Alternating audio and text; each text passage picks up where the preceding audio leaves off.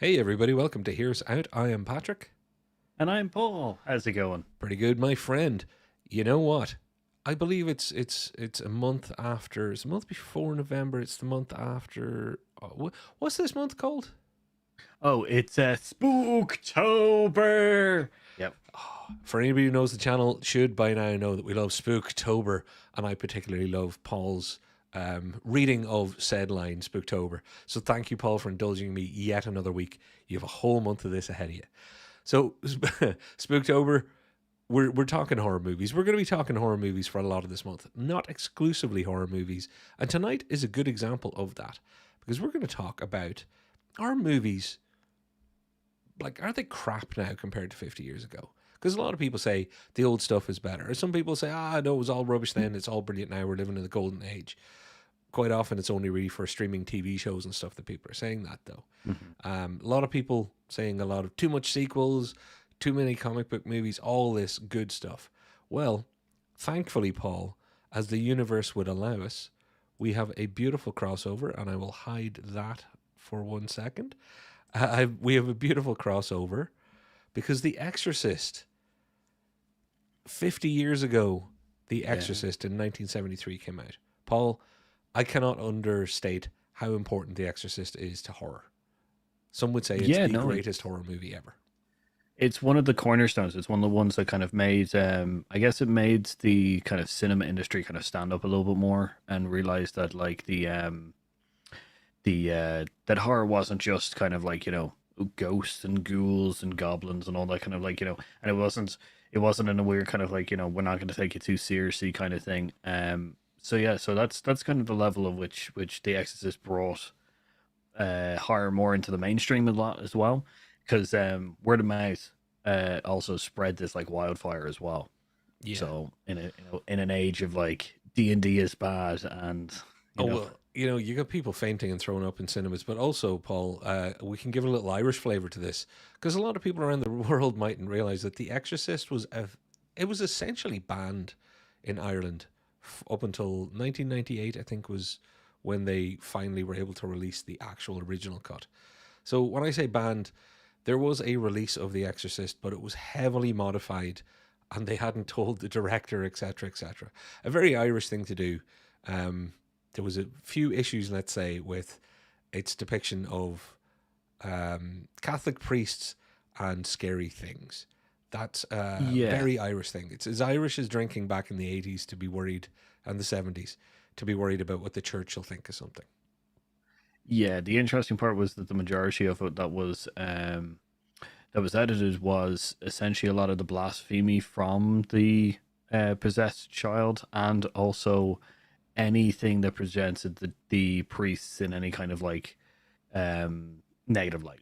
Yeah. Like it's ridiculous. It's ridiculous how much they edited the film. Yes, which is why I say essentially banned, because you can't say that, oh, well, you had The Exorcist. You didn't have The Exorcist. It wasn't the film that we all know and love today. Now, luckily for me, I'm from a part of the country we won't mention where I had no problem getting to see an original cut of The Exorcist. I also had no problem getting to see lots of other movies that were banned or unavailable in Ireland, thanks to the old days of VHS piracy. Um, it's amazing what people would do with a satellite dish and a VHS back then. Interesting times, Paul.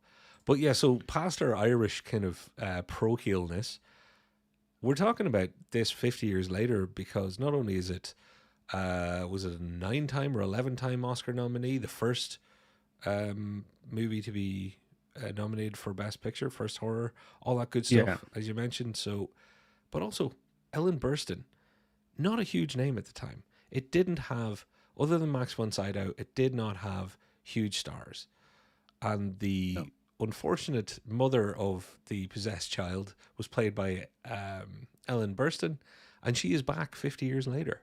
50 years later to do the same role, um, with obvious slight differences now.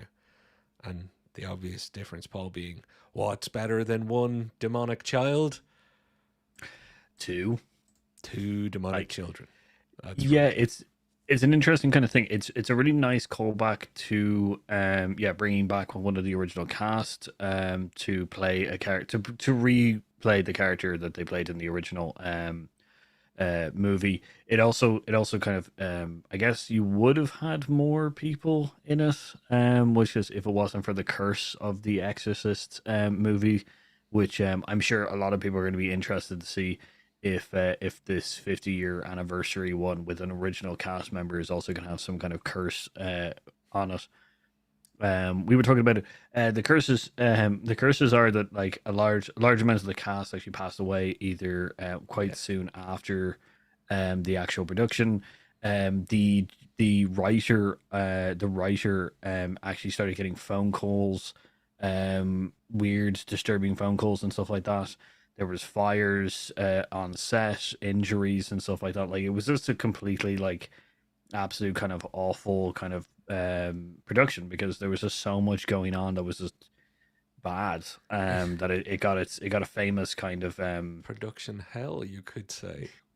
yes, it was a different type of production hell, I guess, than what maybe our usual ones that we talk about. But yeah, it became not only did The Exorcist itself become such an impactful thing for horror and also for the movie industry as well, it became this cult classic in multiple ways.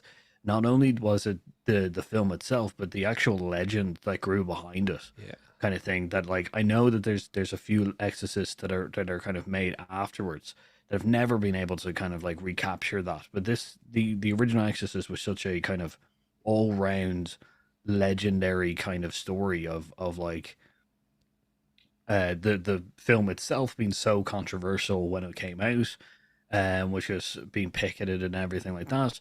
To yeah, the production injuries and curses of deaths and strange going on the sets and stuff like that, and the crazy choices of choosing like using real body, like using real human skeletons, which goes as props and stuff like that. Like they made some epic choices They did. kind of thing. No, that was Poltergeist. Apologies. No, That was but they Poltergeist. they did some kind of weird stuff in this too. To be Yeah, fair, and not least of all, and I have a picture of Linda Blair up there. I tried to find a picture that wouldn't be gross and wouldn't be too creepy, and you have no idea how incredibly difficult that is for yeah, The Exorcist.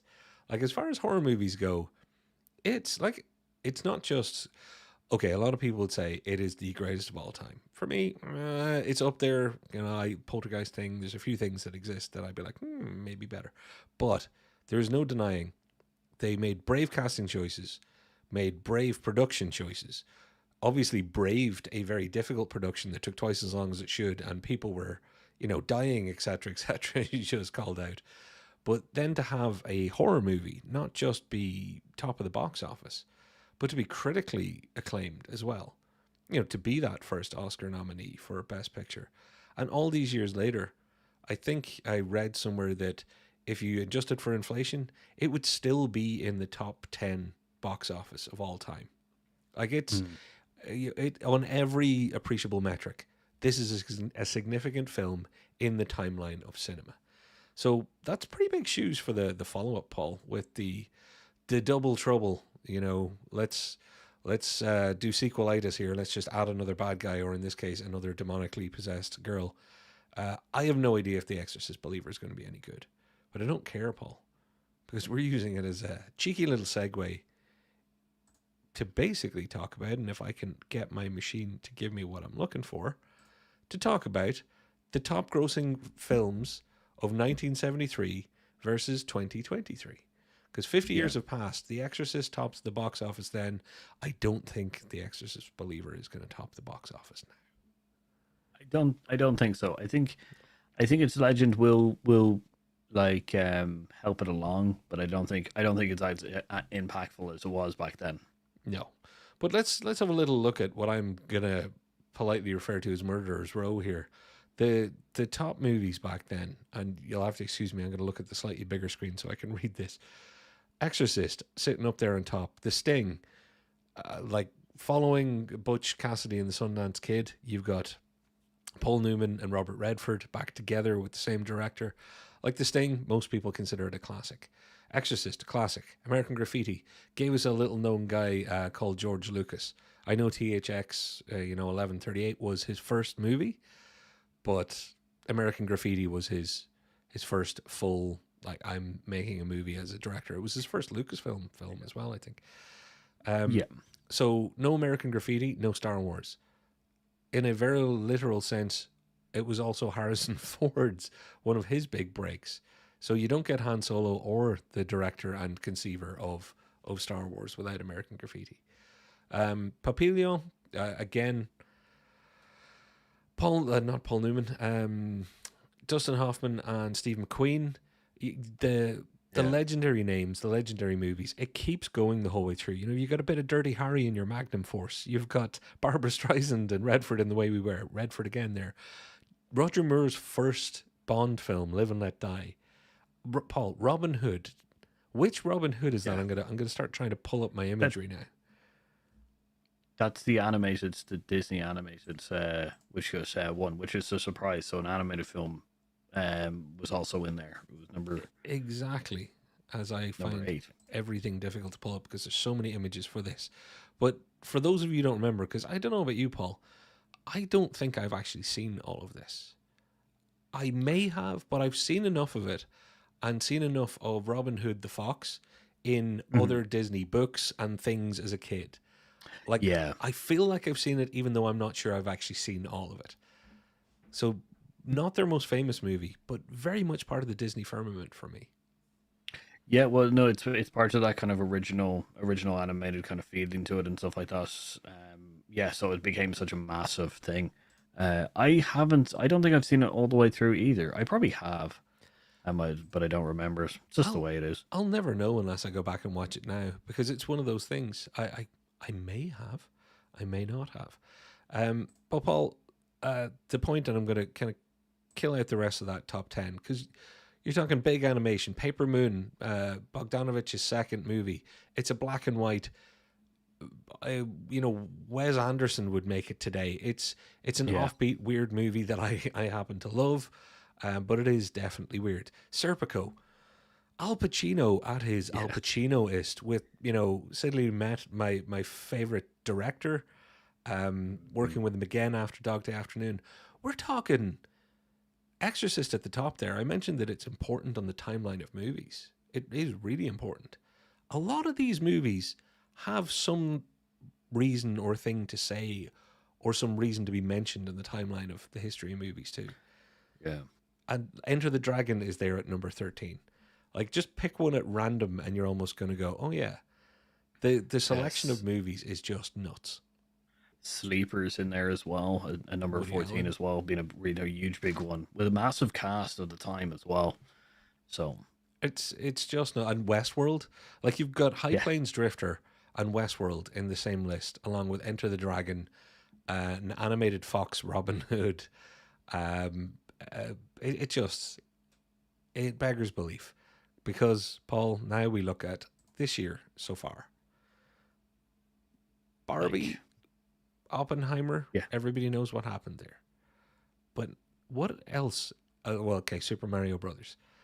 That was a surprise too. That was another surprise. Everything else, you're looking at sequel, Spider-Man, sequel, Guardians of the Galaxy, the Little Mermaid remake, the live action remake of an animated thing, Avatar sequel, Ant-Man sequel, John Wick Chapter 4. It's a double sequel in sequel, its title. Yeah, it's a massive sequel. triple, So, quadruple sequel. it's a yeah. Is that a thing? Then you get Sound of Freedom, which, Paul, I'm just going to get it out there. I don't think anybody knows if the box office numbers are correct with everything that's been said. So whatever. Indiana Jones sequel, Mission Impossible sequel, Transformers: Rise of the Beasts, Creed 3 sequel. Elementals, where we get our first kind of, I guess, which would be more considered as an. Oh no, actually, Across the Spider Verse. So, well, Walt Disney's kind of like I guess purebred kind of film. I know there's Pixel as well. Man, it is weird. It is, and Elemental. So if you take that, let's say that top 15, Elemental, Sound of Freedom, and Oppenheimer, I guess. What are the original movies that you can't say are from something else? Oppenheimer, technically from a book, I suppose, but it's an Mm, adaptation of a life story. Barbie from a toy. I don't know where to even put that mentally, but fair play to them. Super Mario Brothers, a great representation based. of like the fact that games exist now that you can do that. Yeah, like it's yeah. I think Mission Impossible, although it's a sequel, like yeah, it's none of these. So none of the pretty much all of them are sequels. Pretty much all of them are based on either a product or a book. I think, I do half-heartedly I hate saying this, but Sound of Freedom is probably one of the only ones that would be considered as kind of a unique thing on it. Truly original. But once again, we don't know about the box office numbers. Have there's rumors of large supporters buying out cinema seats and stuff like that. So we don't know if its numbers are inflated. So we don't know if it's actually worthy on this thing. So Even then, let's just say top 25, because looking at, we got Fast X, Puss in Boots sequel, Teenage Mutant Ninja Turtle remake, I guess more than sequel, Scream 6, The Flash, part of a universe, Megan. There you go. Megan, That's which is that's an once again a original. horror movie. Hey, Dungeons and Dragons, Honor Among Thieves, Yeah, that it's based on a product. based on a product. Equalizer 3, Meg 2. Like it's Insidious, Nun 2. It just keeps going. But back to that idea of quality, Paul. How many of these movies are comparable to 73 when it comes to will have a long lasting effect? Like The Exorcist, talked about 50 years later, probably still be talked about 50 years from now in that historical timeline of cinema.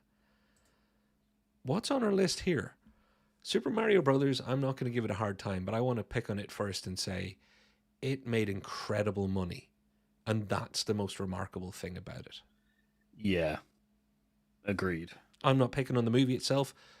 Fine piece of filmmaking, whoever made Yeah, it, all that goodness. Please don't come at me. I'm not hating on your franchise. I'm not hating on your gaming system. I'm not hating on Mario.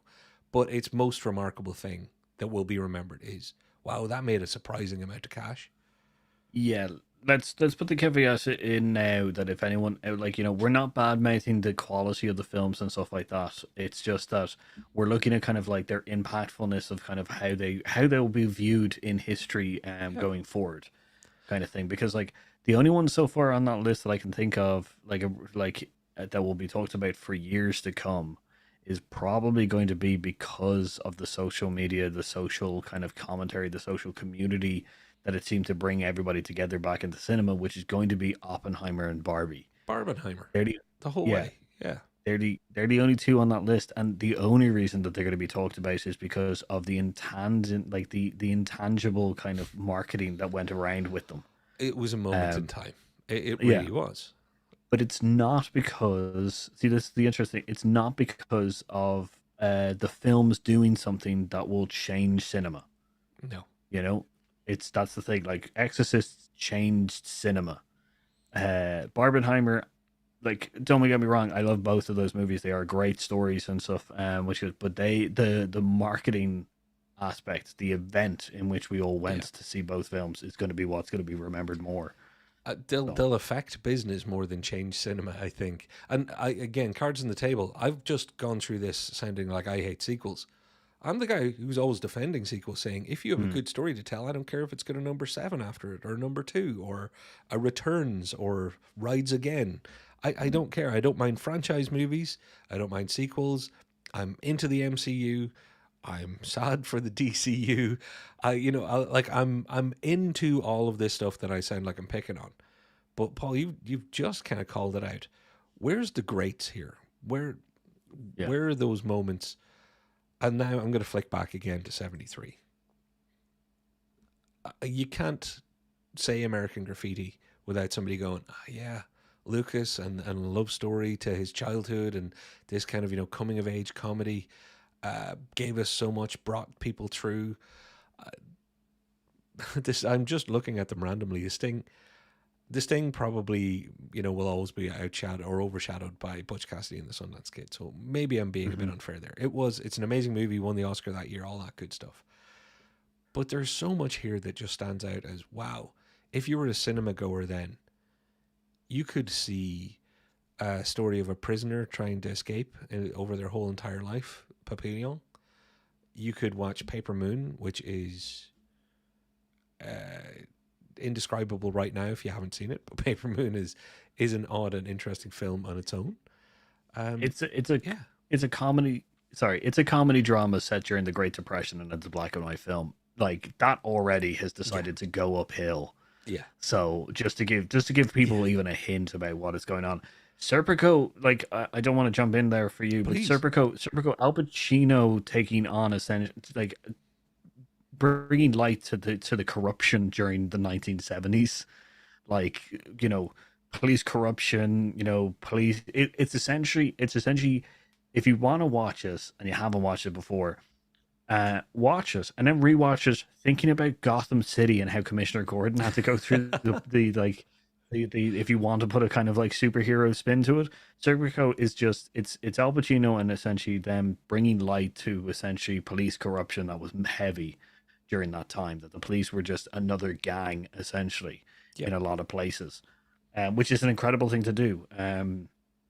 As you said, like which is Magnum Force, which is one of the many of the Clint Eastwood's kind of like rise to action fame. They're like Magnum Force is a classic action star film. It's he's probably one of the which goes like templates for an action yeah. hero starting off there. So like Dirty Harry as a character, and I'm really slow at pulling up all the images, so I'm going to go back to the Serpico poster in a second. But you're right, Dirty Harry. Let's just take that for 1 second. This is Clint Eastwood, famous for westerns and other types of movies. Also, then had his character that the Dirty Harry franchise. They made a few of these movies. It's a lot of people don't realize that Magnum Force, etc., are all Dirty Harry. It's where some of the lines that you quote, thinking that they're in the original film, they're actually in some of the sequels. But Paul, I just want to call out the poster because you yeah, don't do that anymore and have somebody do a weird squat. Like, what's yeah. with the weird squat? I know it was all about the big gun pointing up to the camera, It, but yeah. weird squat. No, it's yeah. The many of the like classic posters that are also some of these films are just amazing, kind of thing. But yeah, no, like you just don't see some of the stuff that we're seeing on this list anymore. And it's once again, it's not bad mentioning our current level of things, Oh, but like one of the commentators literally said, like it costs essentially one film in the top 10 like budget to make essentially the top 10 films from 73. yeah. Like think about what they had, to build on, and now what we have now, and you're kind of going, yeah, it's I guess it's the sense of magic that films brought together back then when we were like, we had to send certain disbelief and stuff like that Yeah. to Well, like yeah. like so, you mentioned Serpico a minute ago. It's Yeah. one of the seminal. It's one of the defining Al Pacino performances, but it's also because it was a story based on a book, based on a real guy. This is all about whistleblowing. It changed. It's about a guy who changed history of policing. The Sting again. A lot of these things are harkening back to weird times, like The Sting, American Graffiti. These weren't just modern day movies made about modern day occurrences.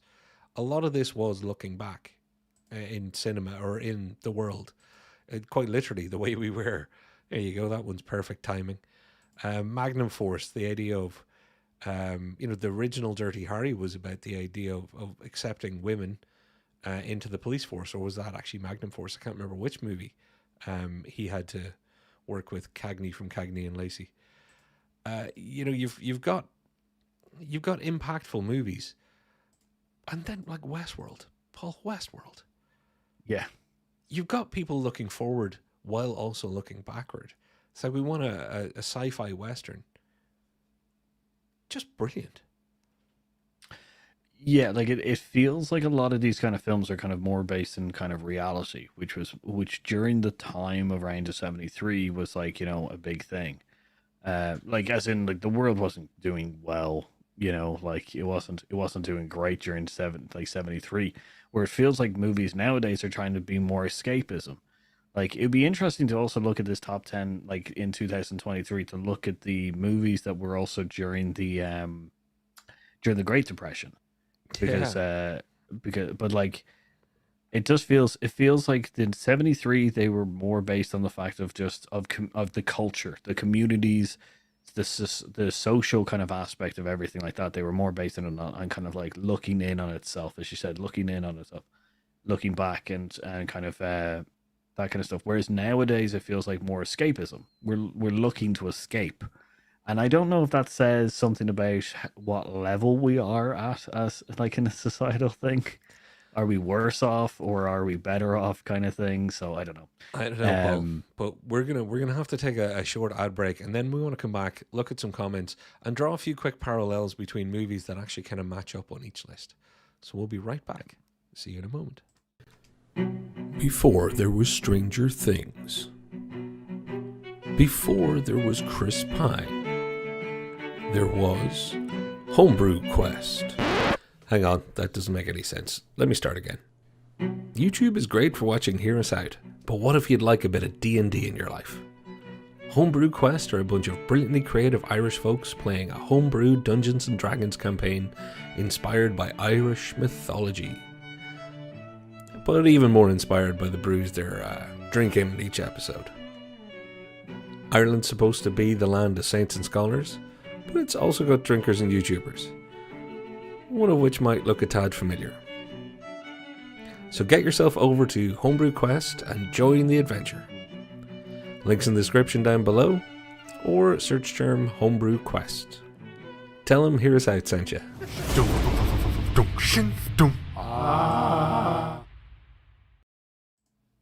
And there you go, a little ad for Paul's other family over at Homebrew Quest. I think I didn't notice, but some of you may be able to see a little black spectre moving around. That's my Halloween cat. Every Halloween, no, I have a black cat all year long, and she just woke up. So if the broadcast ends, that's because she's found the cables again. Paul, let's take a moment to skip to the comments. I'll throw up a random picture from 1973 while we do that. It's funny that the cost about one book to see a movie, and the cost around then to actually see a film was also a lot different. Don't forget that we go to freezes when it comes to movies and sequels. If you go back to like the 1950s and you had tons of sequels, how many Thin Men were there? I'm not entirely sure what I get from that. I know that we have periods of time in which sequels do come out more and more, kind of thing. I do get that. It's true. And we're just going through a period. We're going through a large period, a decade, I would even say, of essentially sequels, kind of thing. Just one comment I want to grab on. None of these movies are really truly original, as you mentioned, but they feel fresh because they're not rehashed IP. And yeah, there's going to be a lot of commenters going, oh yeah, but do you realize how much of the 1973 list are based on books? To which I'll say, look at how many of those books were screenwritten by the author of the book. So, to say that it was a book first and then a movie, and I know it may be just me, so Paul, feel free to disown me for this, but if you wrote the book and then you wrote the screenplay, I see it all as the one thing. It's different if somebody wrote a book 20 years ago, you buy the rights, then you get a screenwriter to do an adapted screenplay, then you do it. I see any movie that's based on a book that you've written and you've done the screenplay adaptation yourself, I see that as the one and the same. It's like an original idea, you just got to make it into a film. I get your point. As in, you're closer to the source material because you're the originator. So Yeah. it's easier for you to translate or what you believe as the writer is important to show on screen. Yeah. Whereas someone who's acting upon the book 20 years later may have a different interpretation to what the original author's kind of things to show on, like, or things to focus on for the screen. So I do get your point in essentially that it's probably the most original, it's the closest to the original content you could possibly get if the author wrote the screenplay as well. Whereas nowadays, obviously, they're like, a lot of the IPs is are comic books that have gone through multiple different iterations of the stories and stuff like that. On top of that, then some of them are books that have the original author's not there, and also a lot of other information has come out around. So like for Oppenheimer, a lot of more information came out other than just the book, which came more to light. So that's also being incorporated into the story as well. kind of thing. So there is different mishmashes as we go further and further And away from the original content. it will surprise you. So anybody out there that cares to do it, have a look at those top 15 movies in 1973, and like mark down which ones of them are based on books, because there's actually a surprising percentage. But it is really much more surprising, and I wish I'd done a graphic for it. How many of them are, as I described, screenplay adapted by the original writer? It surprised me because I was checking into that. Um, uh, Brian says it's easier to be original 50 years ago. It's harder to come up with original movies. I agree and disagree. I think one of the things, the barrier for entry for ideas has never changed. Technology has Hmm. changed in how much it costs to make a certain type of movie or to do certain things. Lighting alone could bankrupt you back in the day. Now, if you're making indie movies, it is a much more straightforward a financial prospect to make a simple movie. Getting people to finance simple movies is different now. So I wonder if it's really about originality or if it's about the financial impact that originality can have. Because the creator came out, Paul, and as I predicted, unfortunately, died a death at the box office. Not because it's a bad movie. And Chris Stuckman, another YouTuber, I'm not claiming this because he pointed this out, but I think we'd already talked about it. You have to make a movie that someone could go, it's a bit like something else. If you're going to make something original now to get your money, to get a decent budget, you have to say, yeah, so think of it like Blade Runner meets whatever. Or we had Yeah. for that little Halloween movie that I'm trying to remember the name of, that is essentially going to be Back to the Future meets Halloween. Even I Oh, do it when I'm describing Killer. things. Totally killer. Thank you. So Yeah, yeah, no, it's originality is an interesting one. yeah. Like I do agree. The fact is that like the audience are more. And once again, it's an interesting kind of social look on things. Is it that the audience are more interested in things that they know, and not taking a punt on anything original as much anymore? Like a lot of us are saying, "Oh, we want original content," but how many of us have actually gone to the creator since it Yeah. came out? Like that kind of stuff. Like how many people are just like, "Ah, I'll wait for streaming or something like that," and you're just like, "Why don't we have as much original content?" And it's like, well, because you're like it is partly, which could be turned into another episode. It is original content not coming out as much is partially the audience's fault. Yeah. Like how many times are we going? Like Megan was an original, like on the 2023 list. Megan was a new kind of IP. It's kind of similar to other things, but it's a little bit more original. It's also more entails about our fear about robotics and AI in a horror kind of setting more.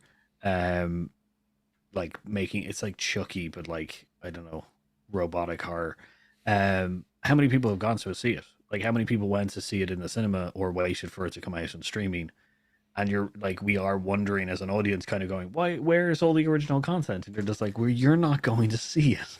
Well, and that's the thing. Whereas Yeah, sorry, go for it. Whereas in 1973, like it's harder. It like the trend was more towards kind of like a good mixture of stuff. People were taking punts on kind of new stuff and also going to see original content or going to see sequel content that they already knew. So that's kind of where I Uh, kind of like I'm interested to see. and I'm with you, and that's where one of our other favorite topics of late, and that is just praising the hell out of A24. Because Yeah. Brian, I agree with you. I think it is harder to be original now, because so much has come before. But like I say, I actually also think it's harder to finance original. So that's where A24 doing the everything everywhere is all at once is the original ideas that then people will, much like the creator, give them a hard time going, oh, but this bit felt like it was taken from that other movie, or this bit felt like it was a bit more that. That is, that's a weird way to have a backhanded dig or a backhanded poke at a movie to say, oh, well, that bit of it reminded me of Chappie, or that bit reminded me of District 9, or in the case of like Everything Everywhere All at Once, oh, well, that just seemed like homage to whatever. Go back to Chaplin. There was homage at the dawn of cinema. There was homage to things that came before. I literally described Megan as a Chucky esque film already. There Like you go. it has become impossible. Like not impossible. It has become very unlikely that we now say how an original piece is without as you say, Yeah. referring back to something that we know, But it kind of doesn't thing. mean that Where they're not original. Exactly. no, it doesn't. No, Exactly. it. But the thing is, that's 1973. That's like I don't. I'm a little bit different in the sense I don't think it was easier to be original back then than it is now. I just think that the audience was more accepting of going to more wider stuff because, which is slightly different. The fact is that less came out in a year Yeah. as well. Yeah. As in, we have like we've talked about this before. We have an absolute tyrant of like movies and TV content and everything like that. That like it was a lot easier to go see original content. Like the fact is that yeah, the Creator. I really wanted to go see it when it came out in box office. I was not able to, because it didn't fall into another. I went to see another thing, and it's just like, you know, I only have only a Yeah. certain amount of time in the day to be able to go see everything. Exactly. There's only so many times you get to go to the cinema. And I actually should say, Paul, in fairness to Brian, sorry, Brian, I should have read both comments at the same time. His follow up straight away is also, I do feel there's an element of laziness from movie studios, not willing to take risks and looking to make the dollars. So, Brian, the point I made off your original comment was the point that you made straight after it. So, we definitely agree. Um, this exact discussion has been had about music many times. Yes, it has. Music is an Yeah, interesting corollary or like comparison. I do think that I do think the audience likes familiarity. They do, but if you were to say to okay, we're gonna release one movie a month, so we're gonna release 12 movies a year. That's it. It's the only amount of movies that you're gonna go see or you're gonna see. You're gonna go see a lot more different movies. You're gonna see all 12 first of all because they're all new Hmm. and they're the only movies that are going to be released in that year. And the fact is that if you were then to sprinkle in 50% of them to be original content, like you'd probably be like, oh, if that wasn't, if there was more movies coming out, I definitely would have missed that a piece of original kind of storytelling, and I would have just gone seen Mission Impossible. Like it's just a thing of like I don't think it's familiarity. I think it's familiarity and also yeah, just that there's too much stuff out, Yeah. and like it's a combination of a bunch of stuff that we're talking about. But I think 53, 73. I don't think it. I think that the reason that those movies are deemed kind of classic, um, is because essentially like they were the newer stuff. They like they decided to take they as I said like Magnum Force Dirty Harry became essentially one of the like Became a, templates for yeah. a cop movie. Exorcist became like pushed the boundaries of what horror could do and get away with kind of thing, which meant that everything afterwards was able to be more gory or more blasphemous or everything like that. Yeah. Um, like that's the thing. Like those movies did push the boundaries so other films can come in and do more. We don't get that as much, and I don't think it's because it's once again it's because of financial laziness and everything again, kind of thing. I think, and it's good that A24 is coming or A24 is coming in and kind of showing the differences. And there's also filmmakers out there that are still doing. I think mainstream cinema is great, but I Yeah. also think that the side panels of cinema are better nowadays. Yeah. And it's a tough line to draw because you always feel like you're going to step on one to promote the other and vice versa. And I think the truth is they've always coexisted. It's just about how it appears and how it feels sometimes. And right now, and I want to call it pop culture here. By the way, you're killing it in the comments. Also, if anybody's wondering about the thumbnail, that's me trying an experiment, making an on purpose bad thumbnail to see what happens. So join us on this experiment. Thank you. Nobody else may ever see this video thanks to that, but you're killing it in the comments, so I hope people do. Um, Pop culture says, I think it's the price of going to the theater was the thing. Late 80s, early 90s, the theater was the place to be. But when you started to try and capitalize on every dime I'm in going to the movies, it's going to kill it. So there is the other thing. Back in the days, going to the pictures was a big social event. It's like, what are you doing on a Friday night? Going to the drive-in. What are you doing on a Saturday? I'm going to the pictures. You're right. 12 big movies in a year, you're seeing all 12 of them, unless you're really against westerns or really don't like horror or whatever it might be. So there is that change, and that has not just changed how people go to the cinema, but how cinema makes its movies. It's it's that Jaws effect. It's the blockbuster. It's that we want lines around the block. We only want to put enough money in to get a maximum amount of money out. The smaller stuff, it'll be fine. It'll be released for 3 weeks in the small screen. Then we'll make our streaming money. Business follows society. Society follows business. It's a weird feedback loop that's kind of created this. And I don't see sequels as a bad thing, but it's created this ability for something like the MCU to have happened. The MCU couldn't have happened until now, and now wouldn't be the way it is if it wasn't for the MCU. They've created each other in a way. Yeah, I would agree with that comment in the sense that, like, if you think about how production kind of limitations were back then, that you know you weren't able to produce as quickly as you are now, kind of thing. So like the MCU would be so far spread out that it wouldn't be as coherent and as big of an event. Like though, like the first four phases of the MCU was an event. Yeah, It was a massive event that we were all part of for quite a long time. You know, it did bring us back to a little bit of the element of going to the cinema was an event, which was probably a good thing that it did bring back in a bit.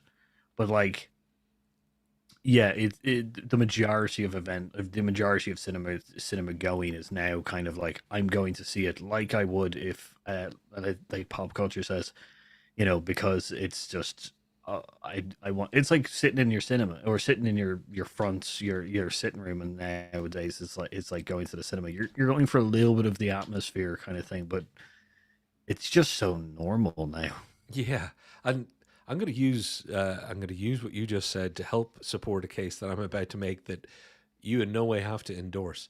But Brian, I'm picking on a couple of your comments where you say I still have my sequel phobia, which I love. I love the use of the portmanteau making that word nicely. Sequel phobia. I want to see originality. That's what I'm drawn to, and why I get frustrated with so much recent cinema. And here's the thing: a sequel and a sequel and a sequel are not all the same, because some sequels are follow-ups, some sequels are another chapter, some sequels are extensions of a larger story. I think that first four phases, the first three phases of the MCU, we were watching for the first time ever, really, serialized. And okay, they reversed ass backwards into it. Don't get me wrong. I'm not saying that they planned Endgame when they made Iron Man, but they found a way as they went along to turn it from here's us building a universe and then making some sequels to individual characters to these are now entries in you're watching TV at the cinema. You're watching next week's entry in the bigger, wider story. And that's why the MCU, as it was, will be remembered as an amazing event. And people that are detracting now because of its, let's say it's falling apart, it's because it hasn't been able to recapture that yet. Maybe it never will. But that was a hell of a thing. It was a hell of a thing to have TV at the cinema. Whereas other sequels, the Dirty Harry movies, where they were just sequels. And that's fine. Yeah. That's a type of storytelling. Then there are trilogies that are really the one story being told over three movies. So not all sequels are equal. And some of them, I think, the original film, the originality is in more than one movie. So take any famous trilogy. The originality is there because not the first movie was great and they made sequels. It's because the originality can be applied to all three as one combined story. Like chapters in a book, I guess. So There you go. I'm going to my defending sequels rant again, Paul. It's time to cut me off. No, no, no. I get your points in the sequel kind of thing.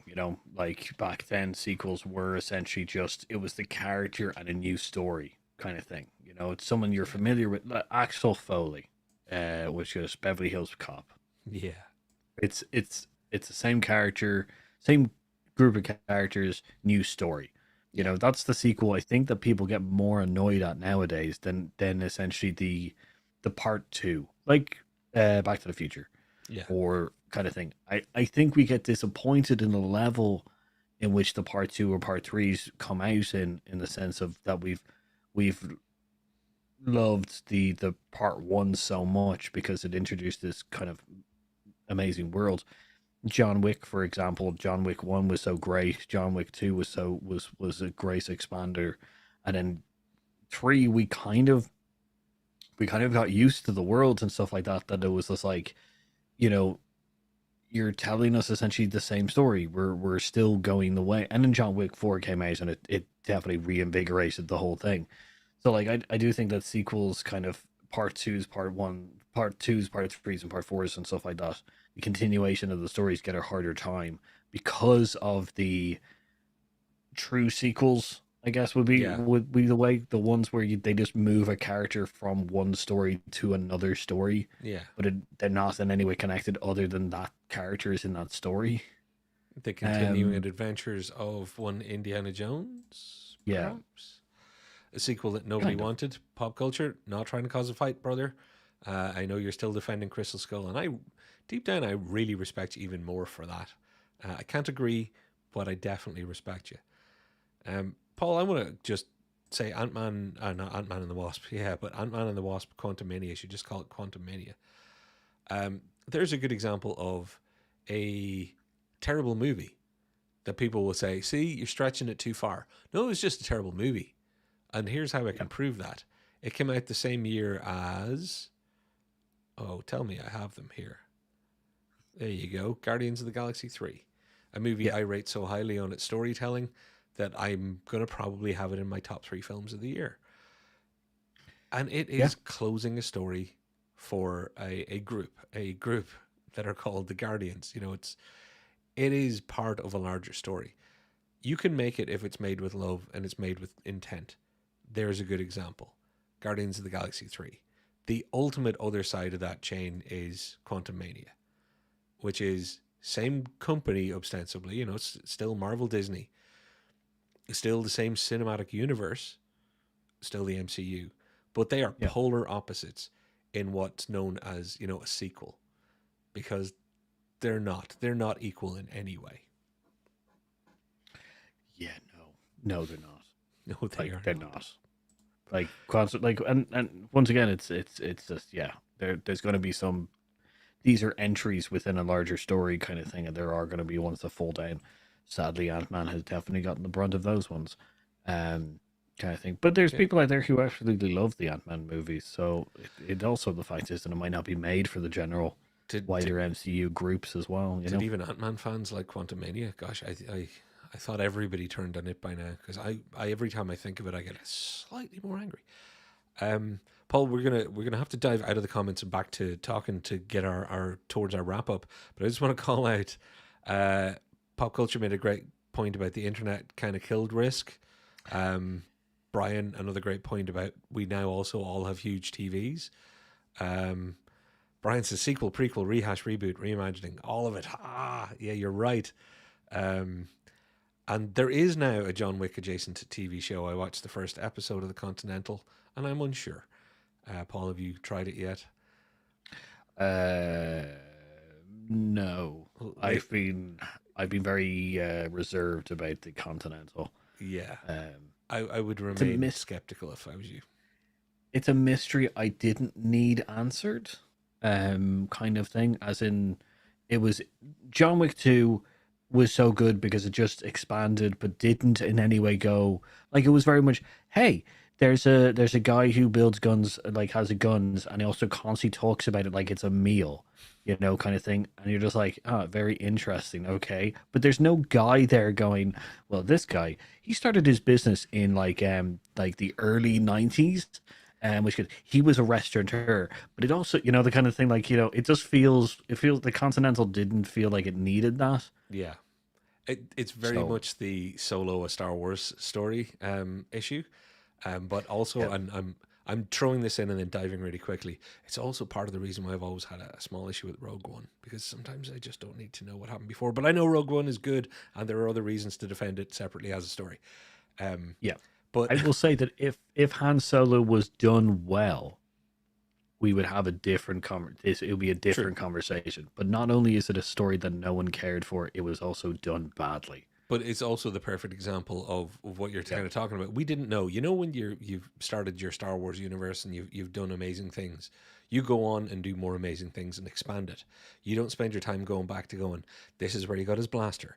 This is when him and Yeah. Chewie met. This is where he Yeah. got his jacket. This is why his hair's cut that way. This is the first time he said this line. Here's a set of dice. You're going to see that hanging around somewhere else later on. It No, was it's like, oh, yeah, it's the archetype of that.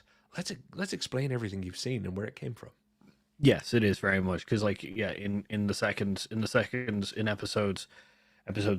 5 where you meet Lando and Lando's just like he won it off me with a set of cards. You're not like, oh, that's how, like, obviously Han Solo wouldn't have just started with that ship, of course, like, but how did he meet Lando? And your imagination kind of goes wild, and then you had to have the actual kind of card game happen. You're just like, well, this is Yeah. why. Hat tips and nods. You're supposed to elbow the person beside you, going, "Oh, they're referencing that thing." It's supposed to be a reference, not "Come with me. I'm going to show you exactly Yeah. how it went down."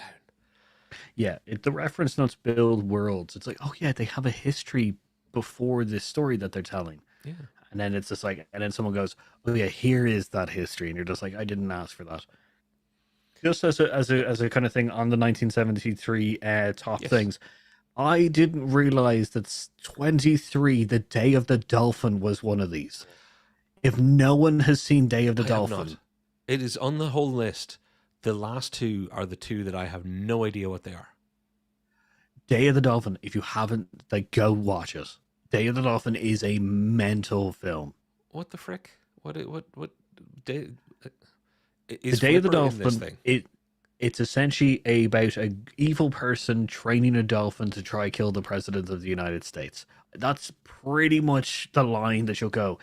Like, I will say that because it's from 1973, it is a longer film than you probably like think of, kind of thing.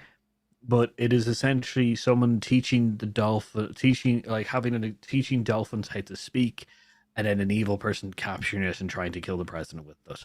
That's the movie. It is great. I'm there for it, but also it gives me this weird nostalgic. I'm also going to watch Ace Ventura: Pet Detective. Or Cargo, Um, or sorry, Congo. Congo. There you go. Yeah.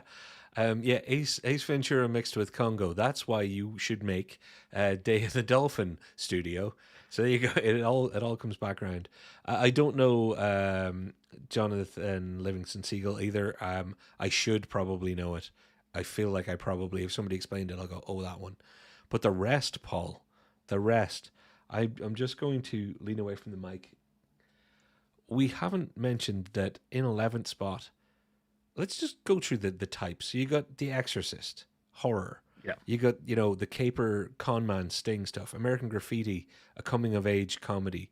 Papillon, a long-term epic tragedy. The Way We Were, a love story. Magnum Force, an action movie. Live and Let Die, quite literally a Bond movie. Robin Hood, animated movie. Paper Moon, odd, old-timey, offbeaty, amazing father and daughter with a creepy background movie. Serpico, real life telling police corruption movie. I don't know what you call that. Jesus Christ Superstar, musical. Yeah. World's Greatest Athlete, random Airwolf man as an athlete Disney movie. Yeah. Enter the Dragon, one of the first big, Americanized Bruce Lee Kung Fu movies. A Woody Allen movie. You just call Sleeper, like, Woody Allen is a genre of movie now. It's a touch of class. That was I think that's Jack Nicholson one, isn't it? Yeah, that's Jack Nicholson as the naval officer. Day of the Jackal. No, Touch of Class is not the naval officer one. Touch of Class is the English one, because that's right. I had to go and check. It was the last detail. I was like, well, why am I not remembering these? I looked at some posters. Battle for the Planet of the Apes. How many genres have we covered there? Pretty much all of them. So, Except for sci-fi. yeah, except for Westworld is there, so sci-fi Westworld was does covered. get there. Yeah, so we've got sci-fi covered too, and Battle of the Planet of the Apes is an alternate version of sci-fi. That is true. Now, you want to try that with 2023? Okay. No, I don't even want to try it with 2023. Comic book. Action, animated action, digital movie.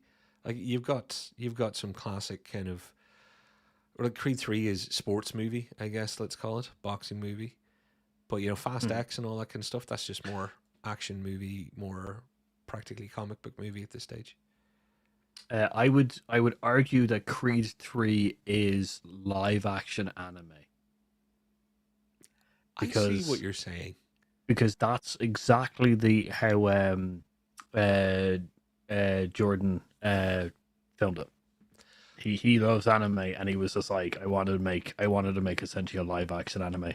Very nice. Very nice. So get him to do any of the like, but yeah, Creed 3 action sports drama kind of thing. Yeah. So, Paul, I don't know if this came together cohesively as an idea for an episode. This is an experimental one. I don't know who's going to see it, whoever is going to see this episode, but I do know that it's been made all the better by the commenters. So thank you very much for joining us. You have made our show. Yeah. Anybody out there that wants to give us some comments on what their favorite movie from '73 that they've seen is, and what they think. Is it better then? Was it better then? Is it better now? And what else you might? Whoops, we've got a little thing on screen there. What else you think really is driving that divide between the old and the new? I think the skill in cinema, I think that's been lost. Ooh. I think I just as a closing comment, I think originally in '73 it was the love of to make a movie. And I think now it is sadly being businessized, and it's more about making money.